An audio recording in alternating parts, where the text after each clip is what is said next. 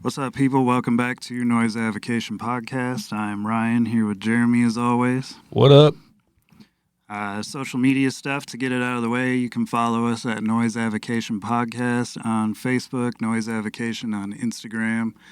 Email us at noiseavocation@gmail.com. Our YouTube channel is also at Noise Avocation Podcast. Pretty much if you just Google Noise Avocation Podcast, you can fucking follow us a million different ways. So go ahead and do that. My personal Instagram, you can follow me at SoundwaveSlave. And you can find me at holdfast_517 on Instagram. I caught you off guard there. Yeah, you caught me off guard. I threw you right on the spot. But anyway, thank you for tuning in to the last episode. I had a lot of fun doing it. I know, Jeremy, you said you learned some stuff. I learned some stuff. It was a lot of fun to bounce ideas off each other and get to the bottom of some of the messed up shit going on in the Billboard charts and what have you. Yeah. And speaking of Billboard charts, so at the time of recording this, Record Store Day is 2 days from now. And this being released, this will be that Monday, so 2 days prior to. Perfect. But the Taylor Swift release, man, I mean, 75,000 copies of that being done is absolutely absurd to me.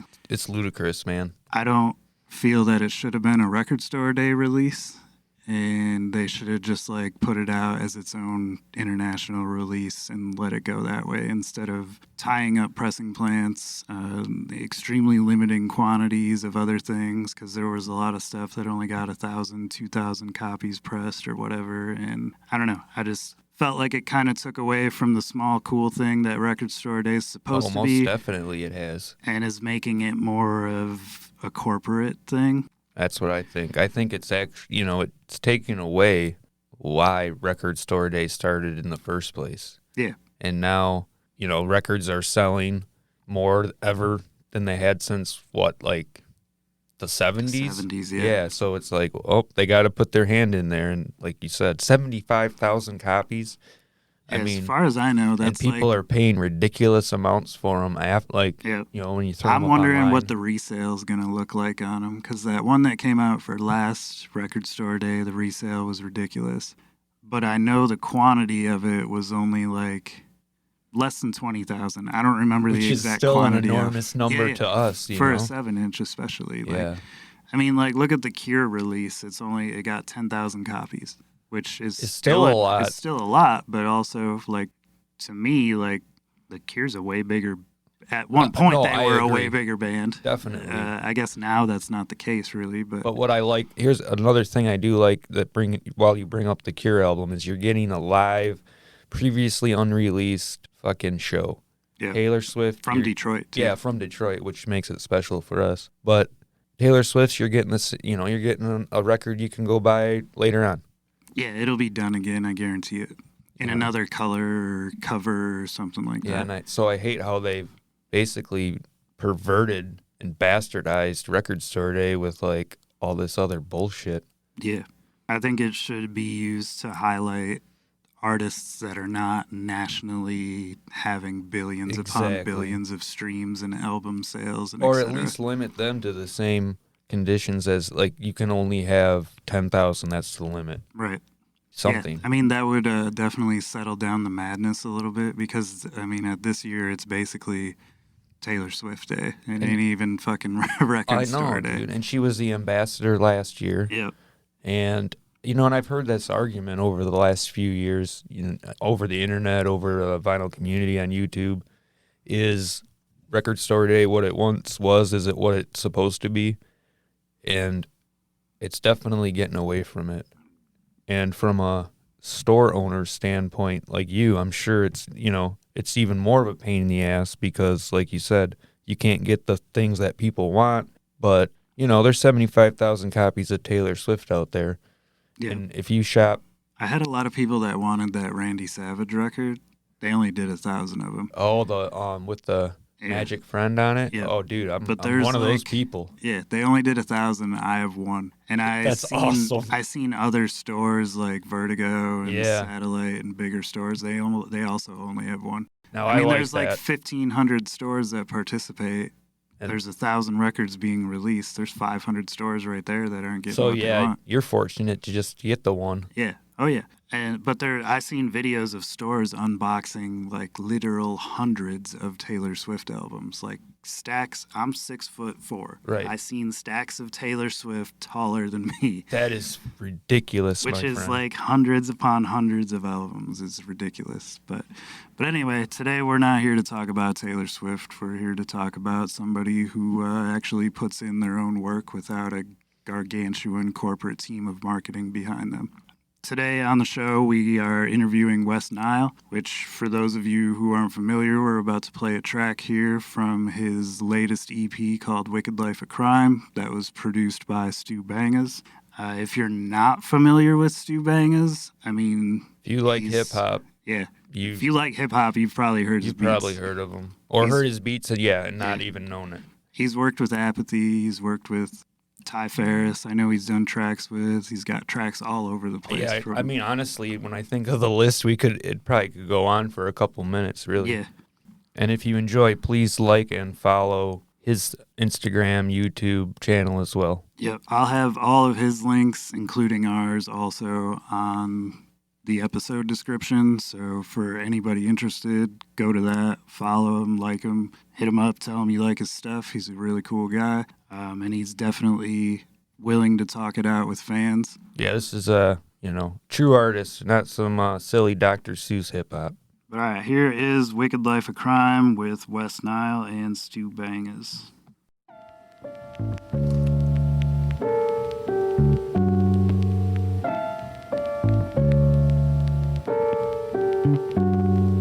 My flow go like a deep cut artery, familiarized with drugs, crime, and poverty. You ain't lived this life, you're rapping for the novelty. You watch my story, never like, why do you follow me? Militarized, criminal ties, no authority. Minimalized, storm the streets like it's Normandy. Civilized, still I'm wise but disorderly. Living life outside the law like I ought to be. They all fall in line and go act accordingly. They all sound the same on recordings, they boring me. You sleeping on the kid, wake up the beats while you snoring G. Handy with the skill, regulate like warranty. Keep you in check and in check like a quarantine. Keep that respect, cause my homies be calling me. Checking time to time, I don't reply, that be the fall of me. Jumped in, jumped out, broken ribs, no apologies. Made up my mind this time, I'ma rhyme and grind till I'm free from this wicked life of crime. I'ma put it all on the line and the rest on my shrine. Like a microphone pipped and go, I'ma shine. Made up my mind this time, I'ma rhyme and grind till I'm free from this wicked life of crime.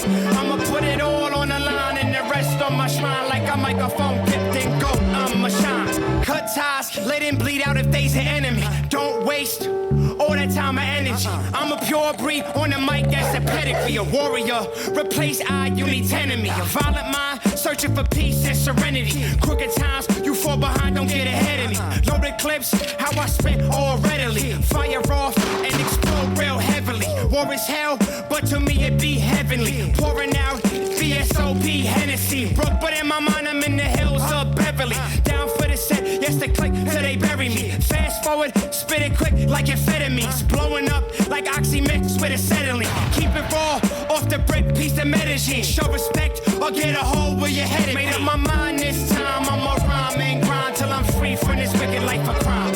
I'ma put it all on the line and the rest on my shrine. Like a microphone pipped and go, I'ma shine. Made up my mind this time, I'ma rhyme and grind till I'm free from this wicked life of crime. I'ma put it all on the line and the rest on my shrine. Like a microphone pipped and go, I'ma shine. Let me tell you something, young blood. Every time I hit that stage, I let my whole life flash before my eyes.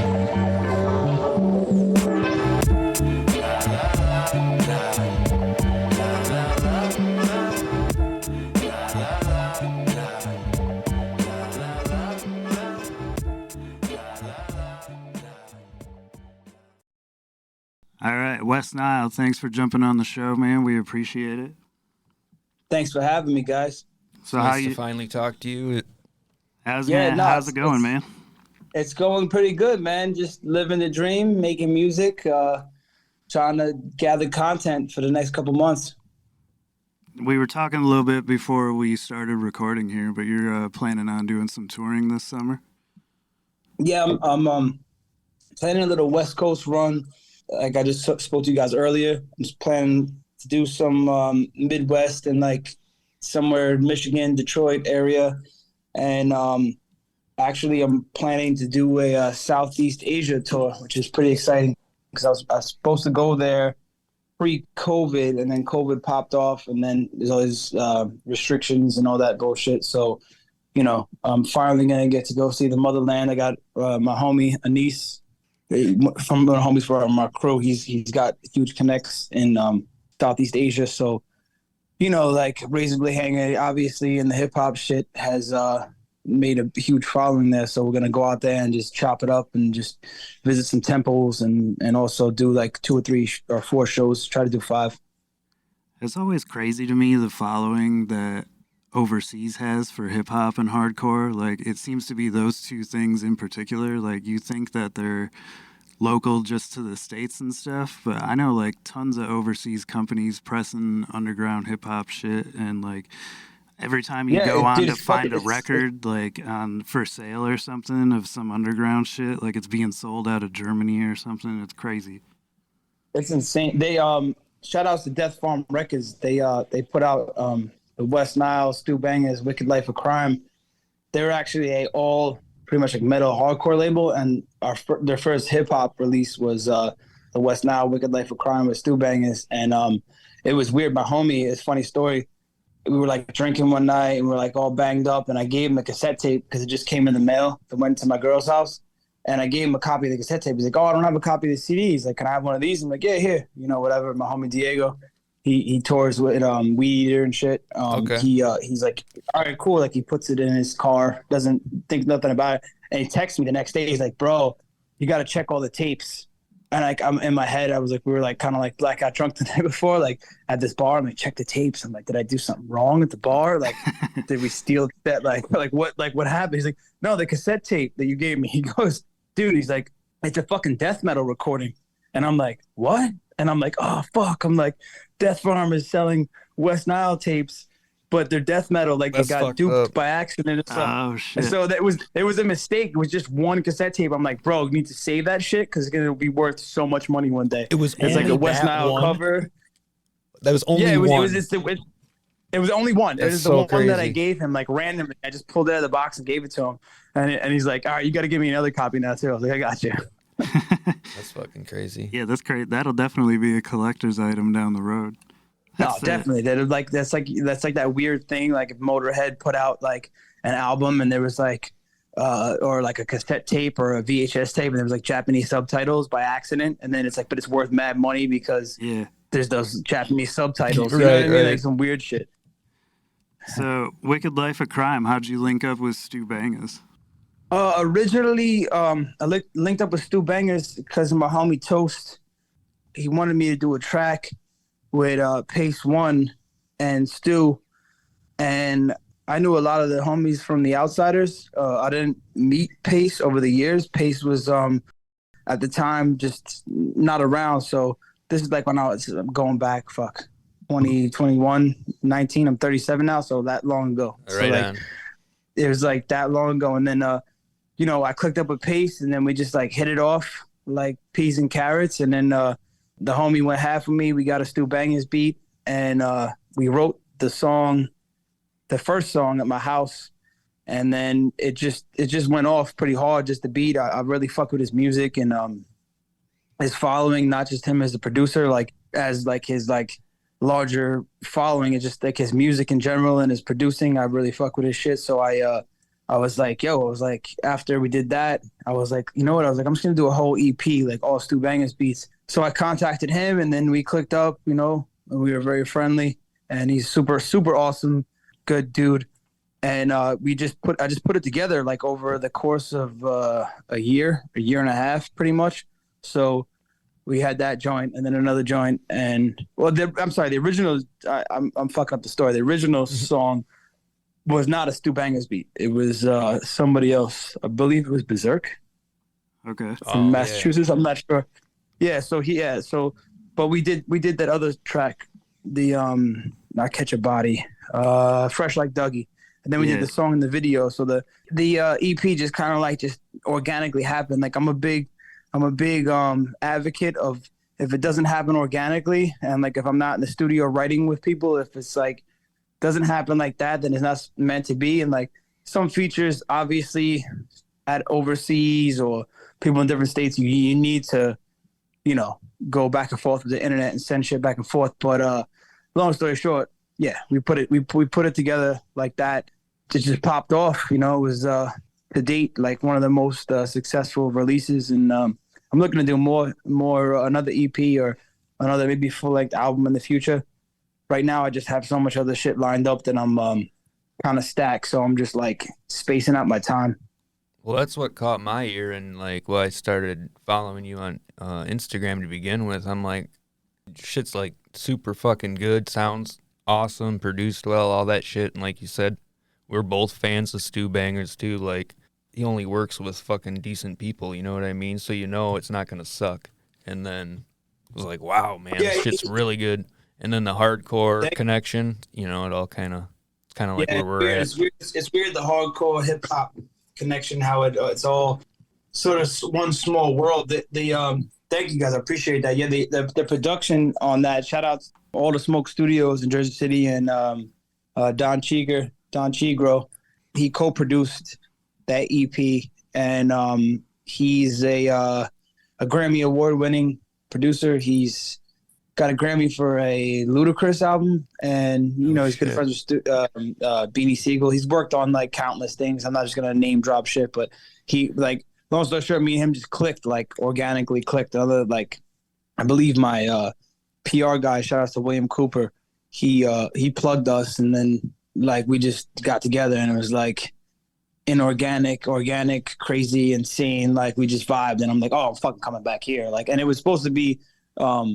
It was during the beginning of COVID, they opened up their studio, and then COVID happened, and obviously, you know, the studio didn't like escalate, but I was one of their first customers to go to the studio, and obviously it's close to Newark, so like Jersey City, you know, boom, boom. You're just like, it's like maybe 15, 25 minutes away, 25 or like 15 minutes with no traffic, 25, 30 with traffic. And like, you know, I just felt like, it's crazy. Like all the Smoke Studios has this huge smokestack. It's like an old school renovated warehouse, some sort of like boil factory, not boil factory, like some sort of factory that's like, that's where actually we shot Fresh Like Dougie.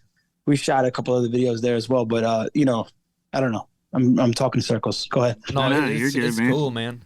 That's what we got you here for. It just sounds like they kind of like, is it like they took the old factory buildings or whatever kind of buildings and they just repurpose them, or like people move in and turn them into whatever? Right. Yeah. Exactly. Just like the shit they do downstate. So you put out the record during the pandemic, yeah? We It's put like it out 2021-ish? after the pandemic. Yeah, Okay. we put out the Wes Nihil, the West Side Story during the pandemic, and I thought that was a really that's when we clever started- name, by the way. Yeah. Thank you. Yeah, the whole West Side Story thing happened during the pandemic, and we were at the time working with Bumpbox, the boombox company, and Yep, my I homie have had a one. Bumpbox. So like, during COVID, there was no like live shows or anything. So prior to that, I was doing the Crimson Twins. Shout out to A Sharp, another one of my producers. We put out the Crimson Twins, which is Wes Nihil and A Sharp, and I kind of got washed under the water a little bit, but during COVID, it popped off in a sense where no one was putting out music or music videos. So the first day they shut the country down, it was on St. Patrick's Day. We were shooting a video in Kearney at a warehouse. The day of, like, I got a phone call like, yo, dude, the country's shutting down. I'm like, what? They're like, yeah, the country's shutting down. Like, I don't even know if we should do this video. So like, homegirl from the video, she hit me up. She's like, baby, like, they're shutting country down. Can we do that? I'm like, are you coming or not? Like, I'll get another girl to come to the video. Like, what's up? Right. Like, I'm shooting this video. Like, I got like fucking my drummer, shouts to Frank from Razorblade Handgrenade. He was dressed up like fucking. I made this elaborate. Like, I do all the art directing. I do a lot of the art direction and all that shit, and the writing and the screenplay, like, for all my videos. So he had like a full Cobra Commander fucking outfit. Like, I dropped a little chunk of money, like balling on a budget type shit. Yeah. Like, make it sound dope. And I'm like, bro, this is happening. Like, you're coming or you're not coming. Like, that's it. Like, you're in or you're out. What's up? So we did that. And then shout out to Lord Sear from Shade 45. He did an interview with us right around the same time with the COVID thing. And then I was doing the live shows at the Walmart. And then when I was mixing and mastering, when I was mixing and mastering the West Side Story, I was mastering it, I'm sorry, at Prime Prolific Studio down in Keensburg. Like, I'm on my Instagram and I'm looking at my Instagram and I'm just like, you know, just scrolling, whatever. Like, I was a little buzzed up. And then I see like the post that I posted in front of Walmart during Christmas time. I see like it's got like 600,000 something, like some viral shit. And then I see Snoop Dogg's thing and I'm like, oh, it's like a glitch in the Matrix. Like maybe I'm hallucinating right now. And then I'm like, oh shit. I'm like, Snoop Dogg just posted my shit. Like, yeah, what? dude. They're like, I can't understand. I'm like, Snoop Dogg, D-O-double-G just posted my motherfucking video. Like, check it out. And then like it went fucking viral. Like it was like, you know, Snoop has full control over his Instagram. He's not like a lot of these other Instagrammer, whatever guys. Like he filmed me in like a pimp outfit with like a pimp coat and gator shoes and like a pimp hat. And he's like, who's this white pimp dude like swag rapping like some gangster shit? And like he posted me, and then like 90% or I'm gonna say 70% of the comments were like all positive. Like, yo, cuz you gotta sign him up. Like all these people were like fucking out, and like anyone that was talking shit, a lot of my homies from the West Coast were like, bro, you know who this guy is? Like, this is what, there's people coming out of the woodworks that I haven't talked to in like 20 something years. Like, that's my boy Wes. You're like, yeah, like you don't used to pick on anymore. me. You're 20 years. Yeah, right. Like cloud chasing or something. But yeah, I don't know what you guys asked me the question before that, but that did happen during COVID because, like, you know, I was like very much like, okay, so if corporations can calculate money and take people's money and stockpile people like farm animals into fucking Walmart, I could go outside of Walmart and like raise some hell and just do a fucking show, like mad obnoxious punk rock, like street hip hop, gangster rock and roll shit. Like fuck everybody, right? Like, because it's like I did it more or less. I didn't do it for clout or like recognition. I did it more just like, yo, like I just want to perform. I haven't performed in a while, and we're putting out all this music and all this content that it was like I was just like, fuck it, like let's do something. And then like I guess, you know, the COVID did help for a lot of musicians that were doing street performances, because it's like, you know, that one hit that went viral, like, yo, like Snoop Dogg, I like Snoop Dogg since I was maybe 8, 9, 10, 11, 12, like the young kid. Like, yeah, dude, me too. Like, he's fucking, it's fucking Snoop Dogg, dude. Like that's, I don't know. Right? Yeah, it's crazy. No, it's fucking bugged out. It's bugged out. He's like the Willie Nelson of hip hop. Yeah, definitely. I mean, that's a T-shirt. Snoop Dogg. He's like the Willie Nelson of hip hop. It's crazy to think though, man. That motherfucker has like, he beat a murder case. Like people forget this shit. Like before he was like Martha Stewart and shit. He was like a hood ass motherfucker. I bought the Doggy Style CD player. The Doggy Style CD, and I had a Chevy Impala like 4 years ago. And I would just bump that shit hard as hell, and I was having like all these flashbacks of being a kid. Hell yeah. But like that murder case was the case it gave me was like definite, like how he was rapping, like he was the devil. Like that shit was so dope. Yeah, dude, that shit's so sick. you got a record coming out with Danny Diablo soon too. Somewhere I read. Yeah, tell us about Isaac. We're doing a shout outs to Danny Diablo. We're doing a father and son. It was supposed to be an EP. And then like Isaac's like me, he's just like off the wall with the music shit. Like when he gets on a fucking run, he's just like, all right, next thing. He's like, yo, let's keep. So we just kept building tracks. And at the time he was in Jersey City, not too far from my studio, before he moved to Milwaukee to the Force 5 compound. And he's like, let's fucking keep going. Let's keep making shit. We keep making shit. And the whole father and son album idea happened like, I want to say 9 or 10 years ago. Not like the album, the idea, but the father and son shit. We were on tour in Europe, and I think it was Italy or Greece or Spain. Don't remember which one of the country we were in, but it was like fucking like 10,000 people there.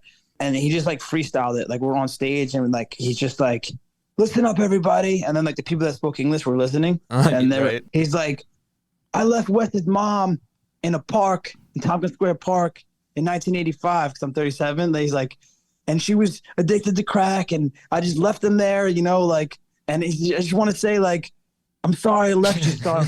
He's like, do you forgive me? I was like, it's okay. I love you, Dad. He's like, I love you too, son. We hugged on stage. People were like, some people believed it. Some people believed it. And Sick Jacket and Slane were like fucking hysterically like crying, like laughing, crying, like this is fucking insane.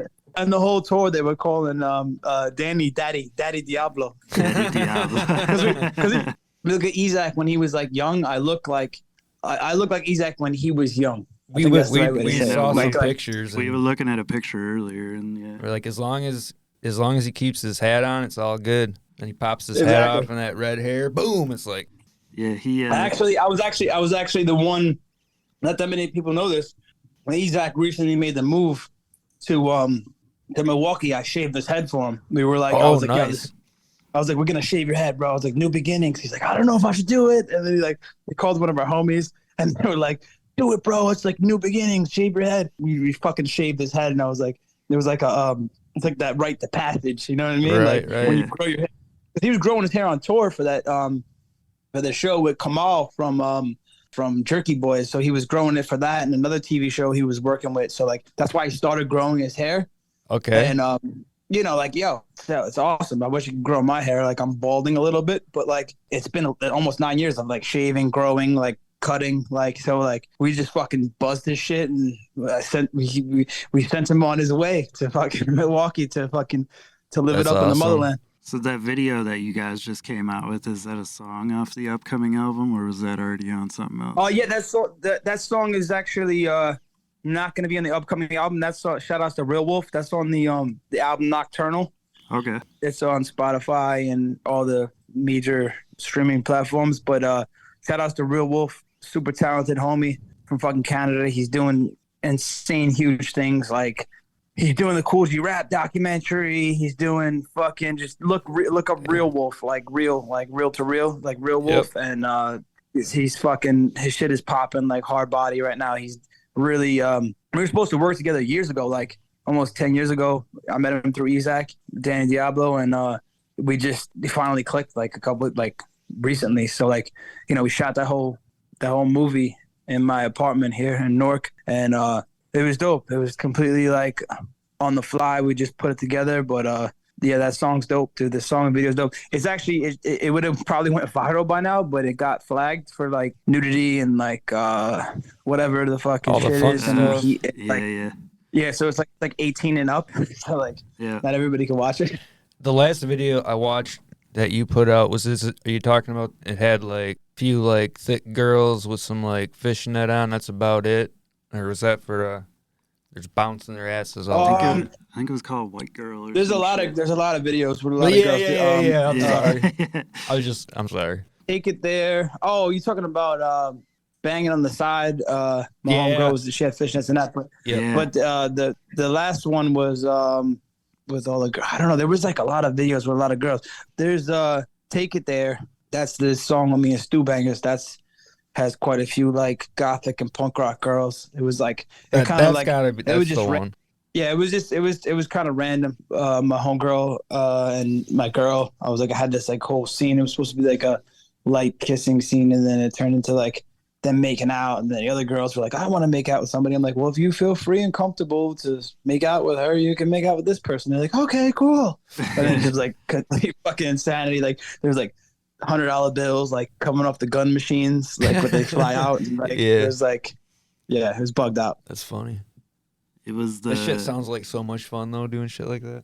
It is, bro. It's, you know what it is? It's a lot of work, believe it or not. Like I'm a professional. I'm sure. Like, that video, like if you shout outs to John, All I Know Is Goon. If you look up All I Know Is Goon skateboard company, he runs that. He also has done 80 to 90% of my videos. He's a fucking mastermind too. We edit together, and he became a brother over time. I consider him one of my brothers. He's fucking amazing. Really amazing with the skateboard shit. He's an amazing skater, talented skater. He should be professional by now, but like now it's so hard to be a professional skater. Like you have to be so fucking technical. Oh, yeah, but his company's fucking dope. I'm wearing some of his pants right now. They're like half camo, Desert Storm, half like jungle camo with like the embroidered shit. It's dope. I wish I could show you guys, but his company's dope. I don't know where I was going with this, but he helped me edit actually to take it there. Video, our other homie shot it. I just needed someone that was like more like-minded with the editing process to chop it up, because I'm always trying to get it done within a timely fashion and put out good quality work where it's not like rushed, but also, you know, I have a vision, and it's like a crazy person in an insane asylum saying like, here, paint me a picture of a bird. And then it's like, it looks like a bird that's like bleeding out of its mouth and like its eyes popping out of its head. Like that's what I do with my video. Try to make it like a pretty bird, like something you can hang on your wall. But most of the time it's like completely insane and like gonzo journalism shot. It's cool that you're in, like, you control all that shit yourself, and it's like completely your vision. You know what I'm saying? I like that, because you don't see that a lot. Most of the time it is. Most of the time I write small screenplays, and I try to like briefly kind of sort of piece together chunks of it where like it's like there's always the video guy's vision in there too. Like I try not to I've done 2 videos where the white girl video and maybe 3 videos where I haven't had really too much say in like the editing process.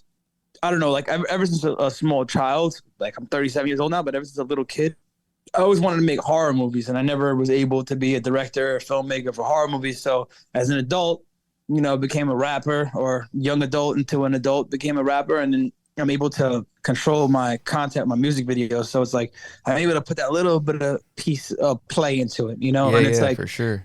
It's always the last second shit too. Like sometimes things don't work out, like scenes don't work out, locations don't work out, people don't work out, but we make things happen on the fly. Then like sometimes that's the best shit. Almost the same thing with like recording. Like sometimes, you know, like you go to the studio with your shit all written, and then like, you know, your producer be like, you know, that's cool, but like maybe you should say this one word like this, or space out that one bar like this. And then like that's when you come up with like the most genius shit, because it's like within the chaos like breeds the fucking creativity or some shit like that. Yeah, like pressure creates fucking diamond shit. Yeah, no, 100%.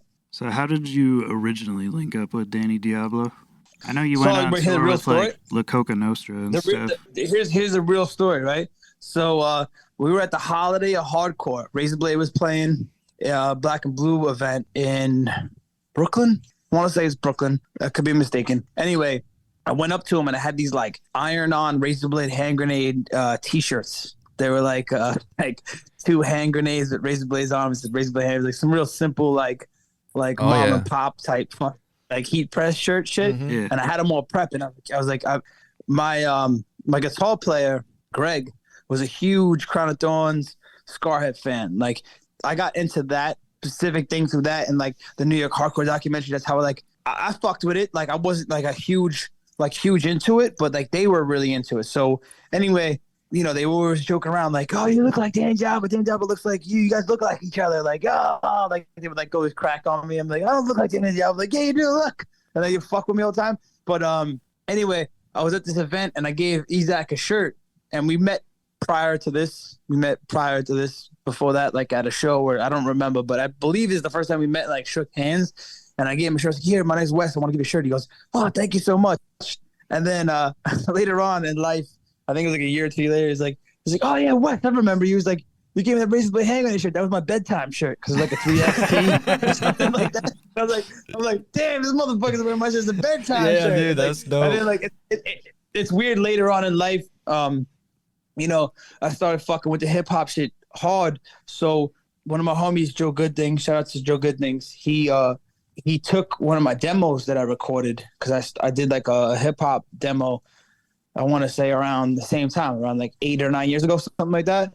And he gave it to Isaac, and Isaac, Danny Diablo, put it in his CD player, whatever, because he's like very much a street dude. Like he'll listen to like say somebody gives him a CD, like if it's somebody reputable, he'll listen to it. Like he'll want to like hear, like he knows more fucking music than I do, bro. Like he's like tapped into the younger crowd.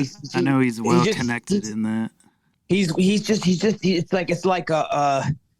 it's like the orchestra of like the Fibonacci sequence of like hip hop and hardcore. Like he's like tapped in. Like he's like it's like a bloodline. Like it's like some indigenous shit of like hardcore and underground music. That guy knows more shit than a lot of people, and people than you would fucking know.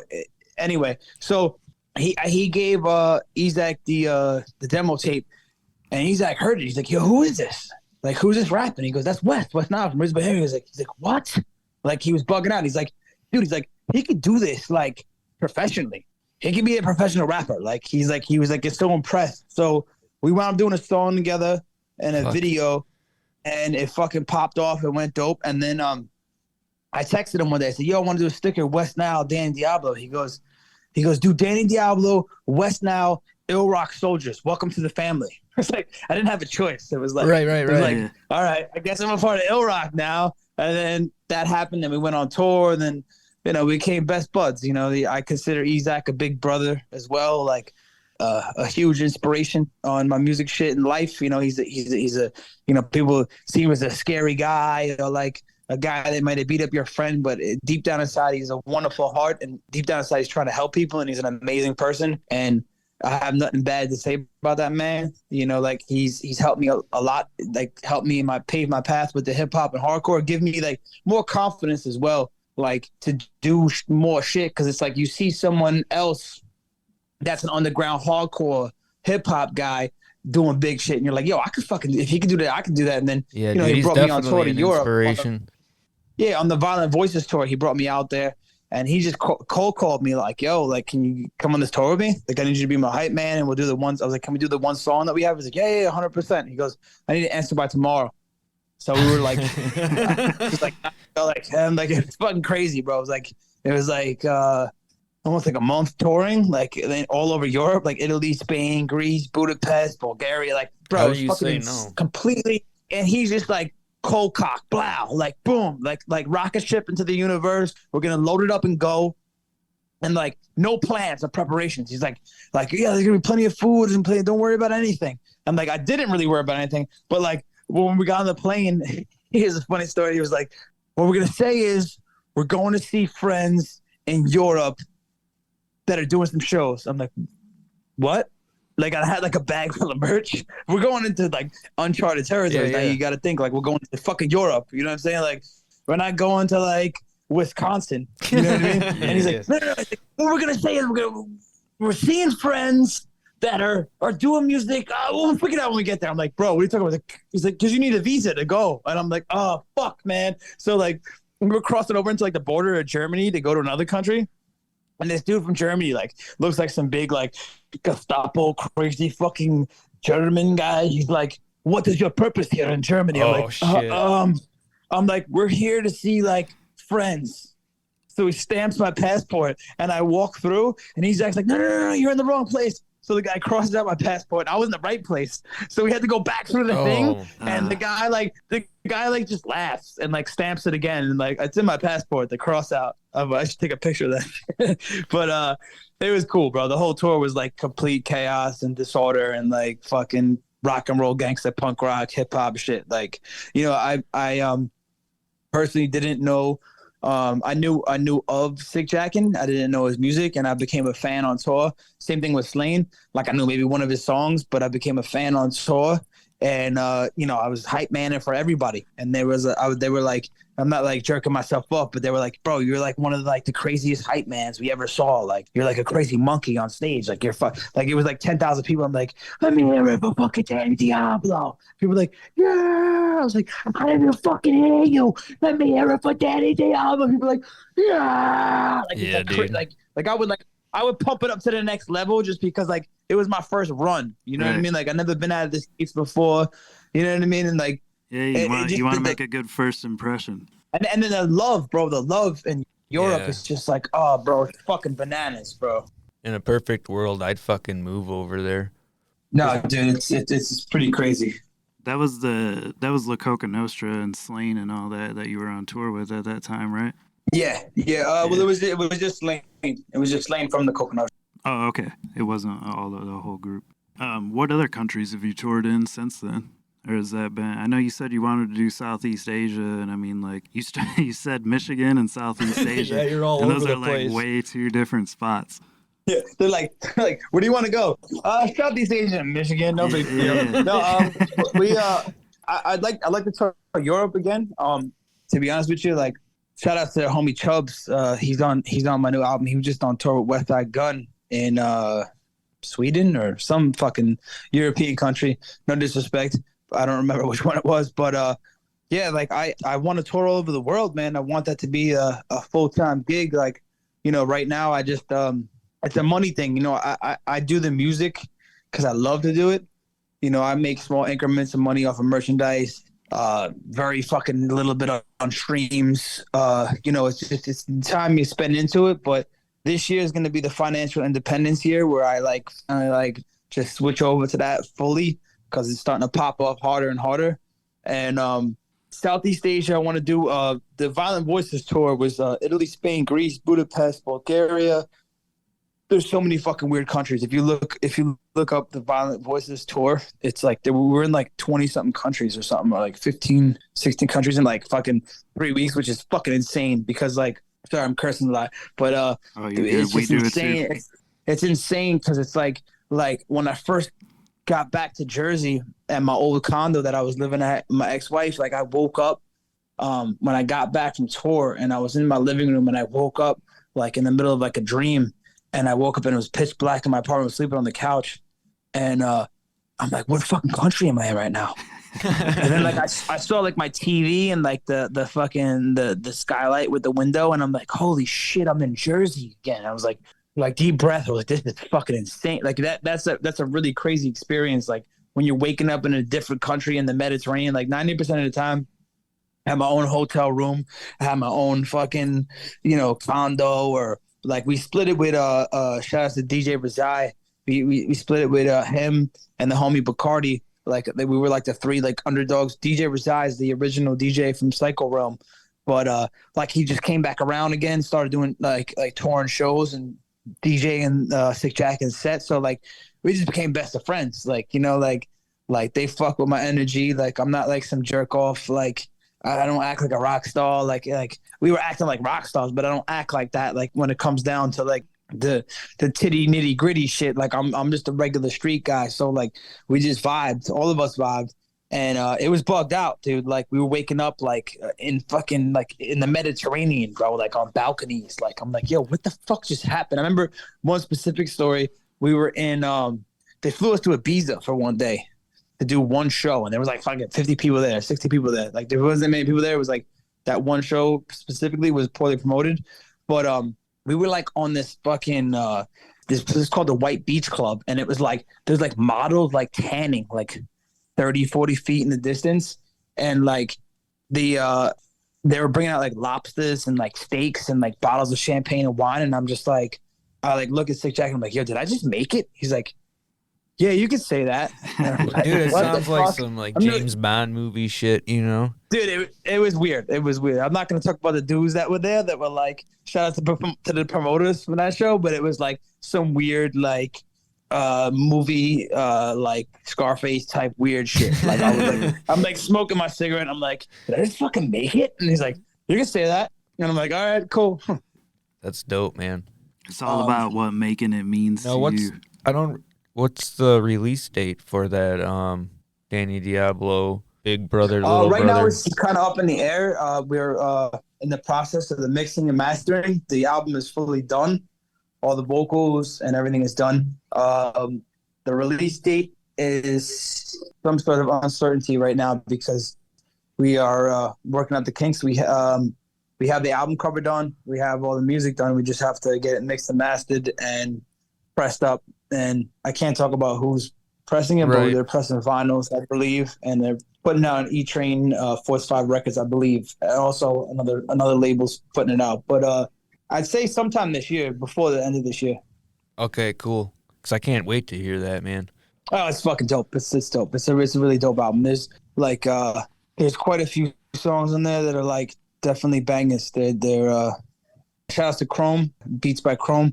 He did most of the beats on that. And actually, Greg from Razorblade Handgrenade did some guitar, and Don Cheeger did some beats and orchestrated one of the beats for the album. But it's fucking dope. It's fire, man. So Razorblade Handgrenade, you've mentioned it a few times. I mean, just for the people listening who may not be familiar, like tell us about that project. Yeah, Razorblade Handgrenade was like a project that was a band that was my first I guess you could say it was kids I went to high school with that became brothers, that were brothers in high school too, but became brothers in a sense as adults.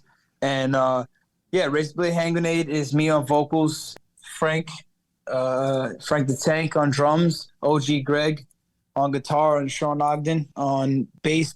It's pretty much I was doing hip hop full time, and then my pops brought over OG Greg to the warehouse. I was living in a warehouse in Newark at the time, and he brought OG Greg over. I'm like, what's the motherfucker doing here? Like, what's Greg doing here? He's like, oh, I brought him over. Like, I found him on the street in Union and just went to the house because he remembered Greg from like my childhood. Yeah.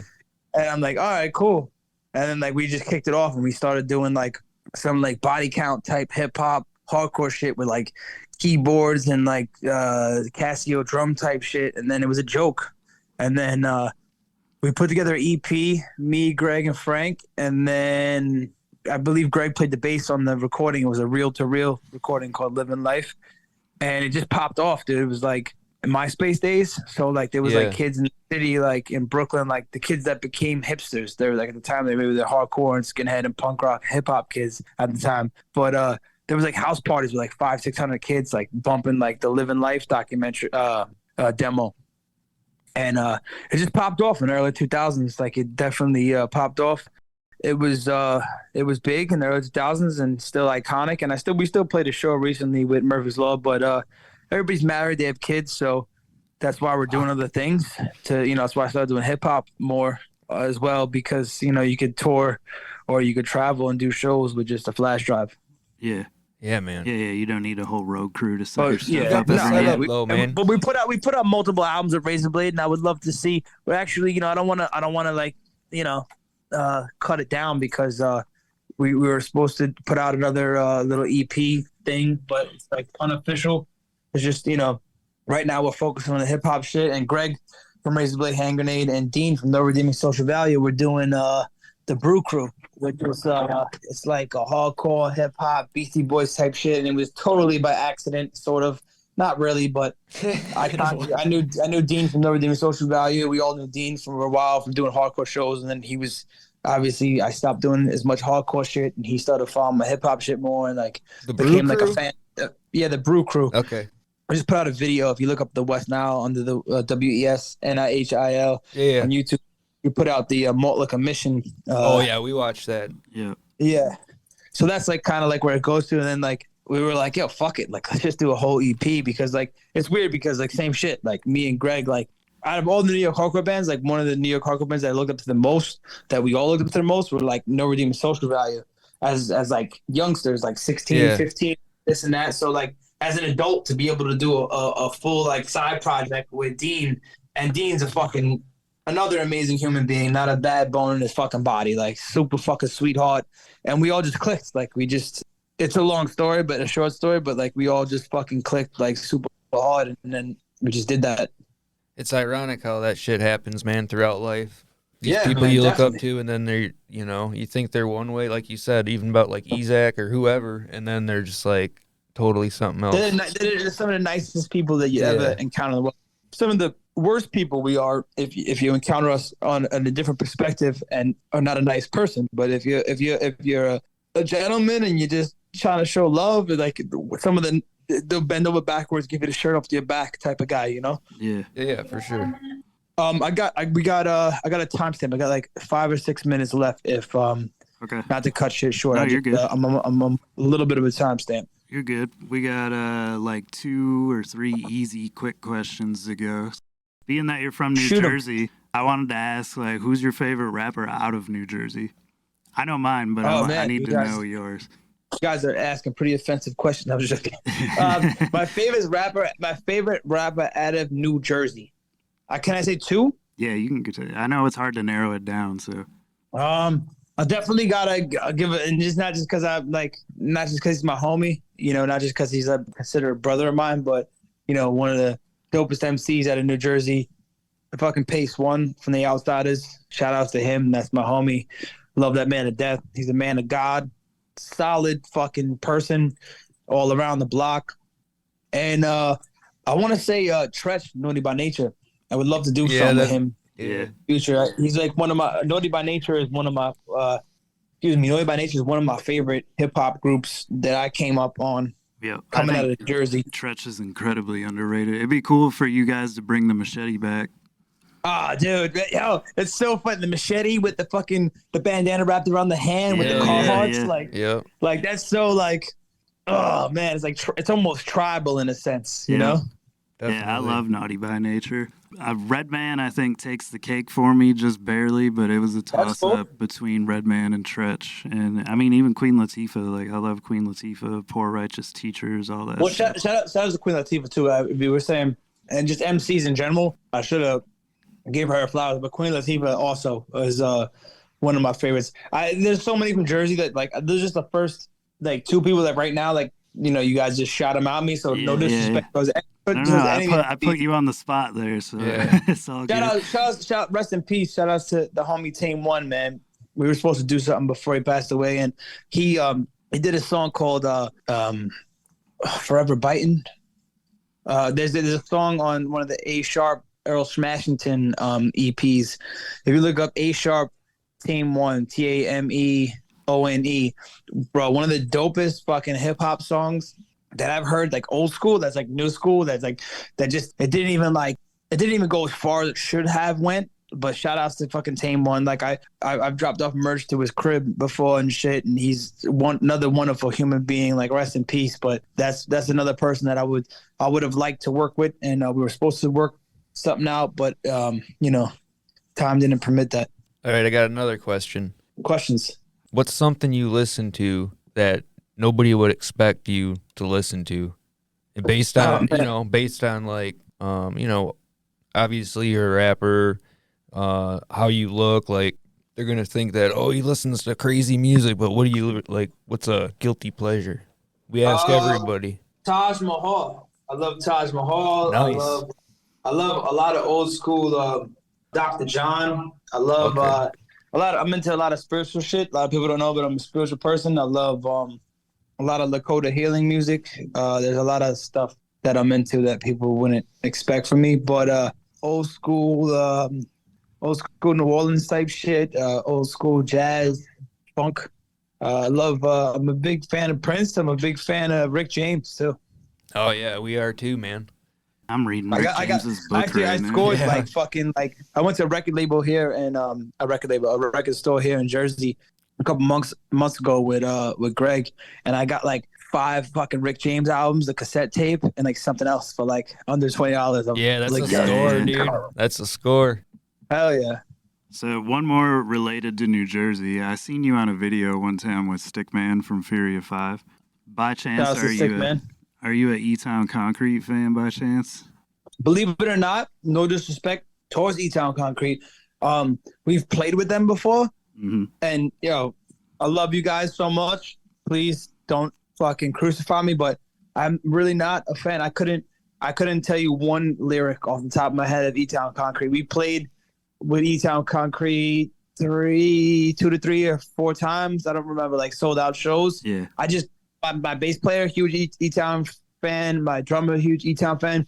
I just personally never got into it. I don't know why, because I was when I was younger, when I was 9, 10, 11, 12, when I first got into like hardcore. Yeah. I was into hardcore, like UK82 shit. I wasn't into the New Jersey hardcore shit. So I didn't go to New Jersey hardcore shows really. I went to a couple here and there, but I was more into like the UK2, and like New Jersey was like pogo punk, like Blank 77, Dulce Doom. Like it was different. It was a different time. It was like it almost looked like England's in like, do you know what I mean? In New Jersey, it was weird. So I never.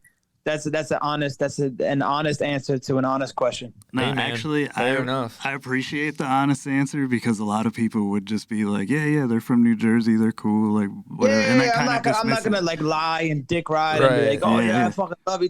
Do I love their music? The There's times so we play much with them, music, I've heard though, them man. play, You miss shit. and they're fucking they're amazing. Shout outs to Anthony. You know, like they're fucking great band. You know what I mean? They're fucking amazing, and I've seen them play multiple times, and I've heard them when they played with the hip hop hardcore inspiration. But my hardcore hip hop inspiration has nothing to do with their hardcore hip hop inspiration. You know, like there's no correlation on my side. Maybe my bass player's riffs, maybe something that he's made up. He's been inspired. I can't speak for him, but On my part, no.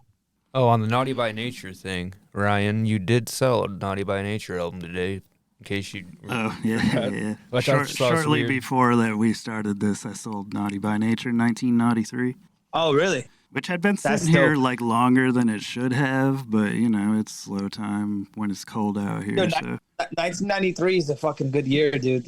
Yeah. Like the 90s. I'm like, I get like, oh yeah, I get all like excited. 'Cause it's Warm weird. and It's fuzzy. like, it's like it's the the golden fucking era love of it. hip hop to me is all Yeah. throughout the 90s. Both of us.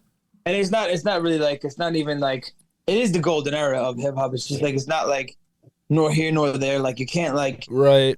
I hate to like pigeonhole like and like say, oh, this is the, this is the. But to be honest with you, in reality, that was the golden era of hip hop. That Yeah. was the golden era of hip hop, and I feel like there's another resurgence of golden era hip hop right now. Like so, yeah, like for sure. with like the West Nile, Griselda with the and West shit Nile, doing like you guys people that are doing your people stuff. that are in their exactly people that are in their late 30s, Yeah, like that early grew up on 40s, that like shit. yeah. That are appreciating it. yeah, and it's like it's coming back heavy, and it's like the people that maybe that were making music that are making music now that are like doing shit are like we're like making waves, and I'd like to be like, you know what, I'm pretty proud of that because there's a huge not only like a following of like older gentlemen and young ladies that are older young ladies or older young gentlemen, whatever, that are like listening to it, but like people that are making it, and it's like my fan base at least is like it's definitely timeless. Like, you know, there's like just like Razorblade, Handgrenade, like, you know, we were doing hip hop hardcore at the time. It was like people weren't doing that shit since like Biohazard, that people could like actually do hardcore and rap and not just like do both where it sounds corny. Cause like again, I'm not like fucking being like, oh, our shit is dope, but like our shit was dope. Like I was actually like straightforward, like just wanted to do rap.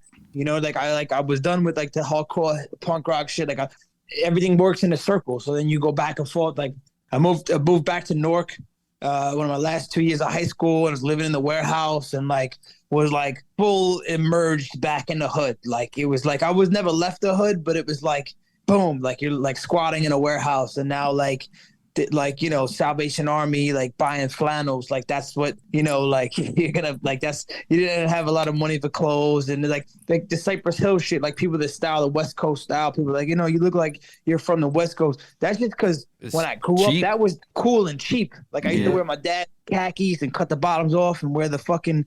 It was very skate and hip hop and punk rock, and like it was all like mixed and mashed. I was like, as an adult, of course you're gonna transcribe that. They'd be like, okay, like I'm gonna wear this because like it's a sign of pride into your community and like the hood, but like you're wearing something that's like it could be confused as Chicano or hip hop or Hispanic or black or white. It doesn't matter because it was in the 90s. It was all mashed in and mushed together. So like there was no like differential. Like I feel like in the late 2000s, 2022, like they're trying to like separate people into proportions and divide our communities and divide our culture. Where it's like, bro, like hip hop, hardcore, punk rock, hip hop, rap. It's one big family. It's just one fucking thing, bro. It's one thing. It's like, stop trying to fucking negate from the fucking truth, bro. Like we're all not trying to fucking be like you, man. Like this is like at the end of the day, it's like. It's all love, you know what I mean? And that's really what it comes down to. Yeah, and it came from the same stomping grounds. I mean, it came from struggle. It was street kids trying to express themselves and get out of the shit they were in, like both hip-hop, hardcore, punk, all of it. 1,000%. But all right, man, I know you're on a timestamp, so we'll let you get going here. I appreciate you taking the time to jump on the show and even going a little longer than we had originally planned. But I also thank you, and thank your old lady for letting you do this. Yeah, especially on your anniversary of all days. She gave me the time, and she's like, "You got 5 minutes, babe." Yeah, but she's like also pointing at her watch. She's also like my photographer manager. So it's like when like you're a photographer manager, professional, like PR writer person also says like, "Yo, you got like it keeps you on your P's and Q's. So it's, you know. She's symboling you to wrap it up. She's like, come on. But all right, man, I appreciate it again. Let me know. Hit me up on Instagram or whatever when you're coming to Michigan. We'll try to make it down. And we'll, all right, definitely. Yeah, we'll do that. And when I get off here, do me a favor, shoot me your guys' address and your shirt size, and I'll shoot you out a little package. All right, man, we'll do. Word up. Go follow WES_NIHIL at Instagram. Wes Nihilistic. Wes Nihil on Facebook, Wes Nihilistic 21 on Twitter, I believe, and Wes Nihil, the YouTube page, and go fucking follow me, and shout outs to fucking you guys. Much love and respect. I appreciate you guys. Yeah, I'll put all your links in the description of the episode for everybody so they got easy access to it. But much appreciated, man. Thank you again. Keep up the good work. Thank you guys too much. Appreciate it. Good chopping up with you guys. Peace. Yeah. Peace. Y'all have a great day. You too.